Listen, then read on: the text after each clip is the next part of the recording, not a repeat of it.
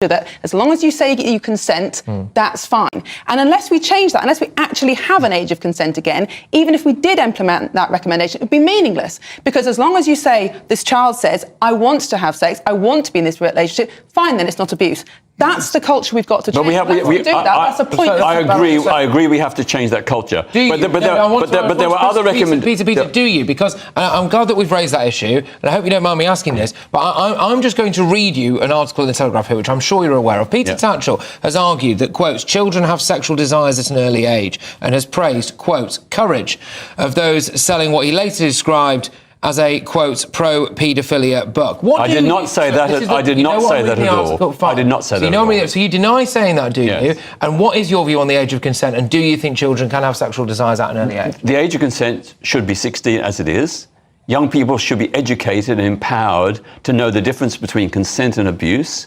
To report. Let me finish. To make a child think they consent. That's the point of grooming. Yes, and there should be education about grooming and what it involves. There needs to be education to give young people the skills and confidence to report abuse, because so many young kids responsible for their own abuse. No, it isn't making them responsible. It's illegal. End of story. If you say to a child, as they teach in schools, let's be honest, as long as it feels right, it's okay, children will continue to be abused. Making a child responsible for identifying when it's abuse, they may not recognise till at 20, 30, 40. That's why we have to say it's illegal. That's why we have to do education about these issues, and child whistleblowers are absolutely essential to put these people behind bars. Hi, my name's Graham Thompson.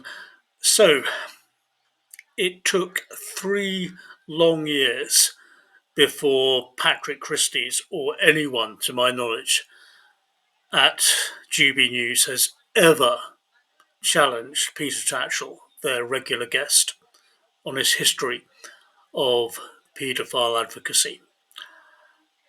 And when he did, he accepted his bare-faced lie and moved on as if nothing had happened. I love Patrick Christys. He's playing an absolute blinder on reporting on the call for a public inquiry into Muslim grooming gangs, child rape jihad gangs, as I think they are better called, across the nation. But when he has Peter Tatchell on discussing a matter of child protection like grooming gangs, and he introduces him as a human rights campaigner, and he lets him get away with a bare-faced lie about his history of paedophile advocacy. Patrick Christys and GB News are complicit with Peter Tatchell advancing his paedophile agenda by stealth.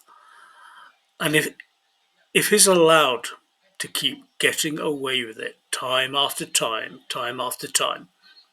we are not at all far away, especially under this supermajority Labour government.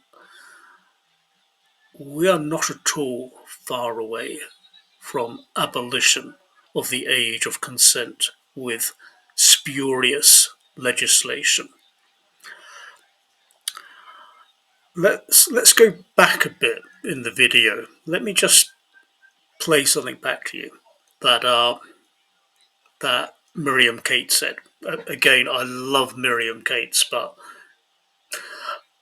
I find it hard to believe she's not aware that Peter Tatchell is a paedophile advocate.